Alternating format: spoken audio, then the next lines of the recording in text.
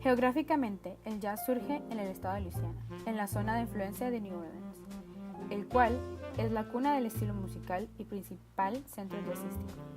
Este lugar era un punto donde llegaban grandes cantidades de esclavos de color, fundamentalmente de la zona occidental de África, al sur del Sahara. Esta zona es denominada como Costa del Oro o Costa de los Esclavos. En la era colonial de Francia y España, los esclavos tenían más libertad de expresión cultural que las colonias inglesas, que luego se convertirían en los Estados Unidos. Durante la esclavitud en el área del sur de Estados Unidos, el batir de los tambores estaba completamente prohibido por la ley. Por eso, los esclavos negros tuvieron que recurrir a la percusión mediante las palmas de sus manos y el batir de sus pies para poder crear su música.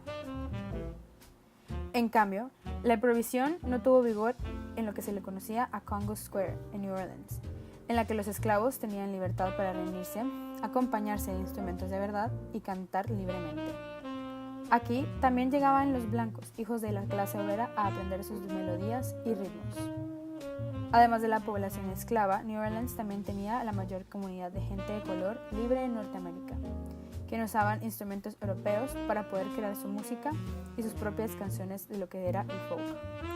Hacia principios del siglo XX, viajeros que visitaban New Orleans remarcaban la habilidad de las bandas locales que tocaban con una vitalidad que no se escuchaba en ningún otro lado.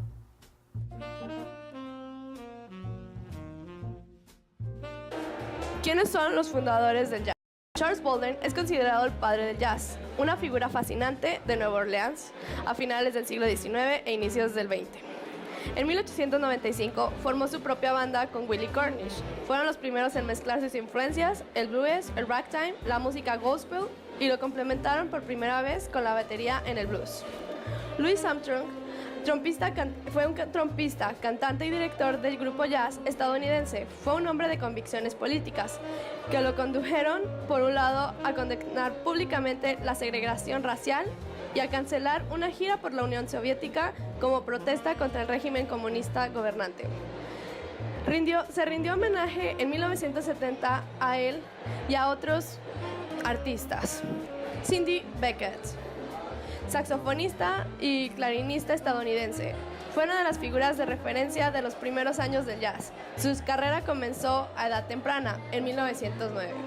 También tenemos a Ellis Marsalis, pianista de jazz y educador musical estadounidense.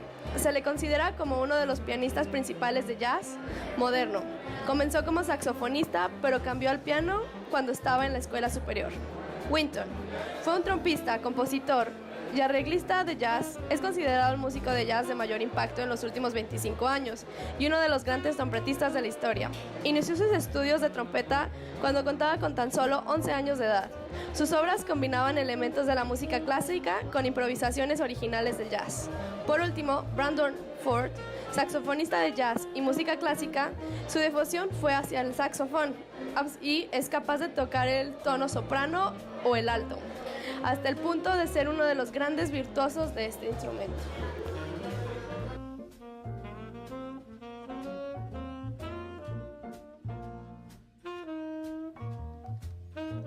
A lo largo de la historia, los instrumentos utilizados para el jazz han ido variando.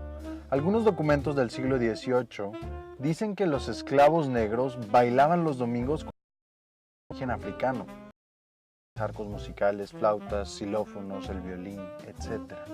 El jazz es una música de raíz africana, con elementos occidentales. Esto se refleja en los instrumentos que utiliza. Fundamentalmente se dividen en dos clases, los que marcan el ritmo y los que tocan la melodía. Los instrumentos más importantes que marcan el ritmo se pueden resumir en uno solo, la batería. Se empezó a utilizar muy tempranamente, pero como un instrumento secundario que acompañaba a los solistas, pero pronto se convirtió en uno de los más importantes de cualquier banda de jazz. La lista de los instrumentos melódicos es muy vasta. Podríamos comenzar con las trompetas. Las trompetas tuvieron una importancia enorme hasta los años 1940, en que fueron reemplazadas por el saxofón. Antes de la trompeta se empleaba un instrumento parecido que era la corneta.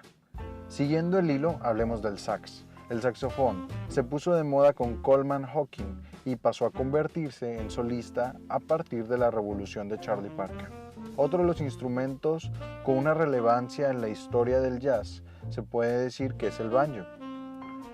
El banjo era el instrumento más importante de la música popular norteamericana. Se utilizó hasta los años de 1920, luego cayó en desuso, sustituido por la guitarra contemporánea.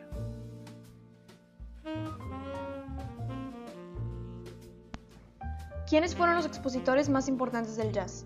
El jazz ha sido una disciplina musical por muchos años y ha pasado a través de distintos periodos y épocas. Esto significa que ha tenido muchísimos y variados expositores. Los siguientes músicos han sido quienes a lo largo de las épocas han logrado cambiar el curso del jazz e inspirar a las futuras generaciones de este género. Louis Armstrong, sin dudarlo, es uno de los músicos más reconocidos internacionalmente.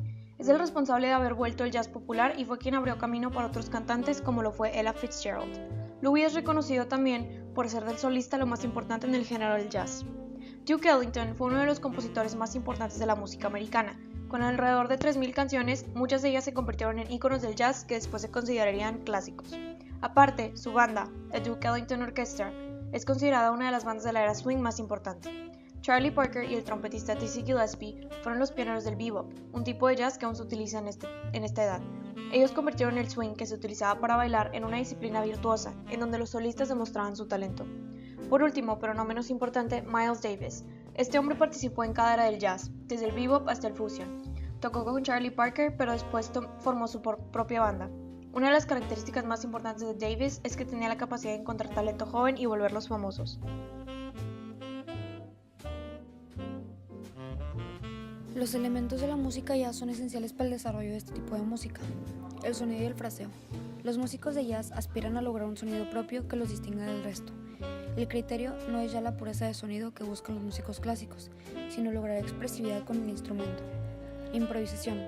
El jazz adoptó rápidamente la idea, convirtiéndose desde su nacimiento en una música esencialmente improvisada, donde los músicos parten de unos esquemas previos y de sus conocimientos y habilidades adquiridas a través de sus años de estudios para ejecutar solos improvisados sobre la estructura armónica de los temas.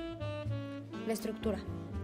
Cada vez que se llega al último de los acordes, se vuelve de nuevo al primero, para iniciar una nueva rueda de acordes, que será aprovechada por el mismo solista para ampliar su solo o por otro distinto para tomar su turno. El arreglo, la teoría y armonía son otro de los elementos esenciales de la música jazz.